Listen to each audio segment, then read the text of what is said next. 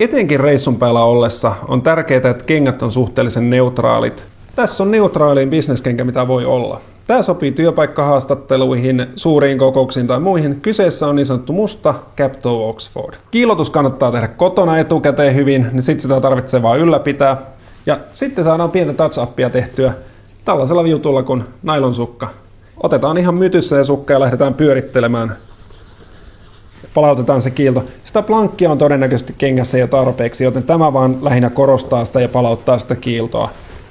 Eli ennen kaikkea ne kohdat, mitkä on saanut vähän kulumaan yleensä, se on tuo taitealue tuosta ja sitten kantapään alue tuosta, että ne on ne tärkeimmät, mihin kiinnittyy katse. Mutta helpoimmillaan kenkähuolto voi siis mennä näinkin iisisti. Eli ei kannata käyttää mitään hotellihuoneen valmiita silikonisettejä, ne hajottaa nahkaa. Plankki mukaan aina, mutta sitä käytetään vasta viimeisessä hädässä. Ja toinen tärkeä juttu on vinyylihanska. Vinyyli siksi, että siitä pääsee käden lämpö läpi hyvin, joten se auttaa plankin levittämisessä. Ja otetaan vaikka teepaidasta tai muusta sellainen pieni palanen. Pyöräytetään aivan minimaalisen vähän plankkia ja sitten lähdetään pyörivällä liikkeellä huoltamaan. Yksi kohta, mikä aina unohtuu, on pohjan reunat. Ne on usein hyvin niin sanoakseni rupisen näköisiä aika nopeasti.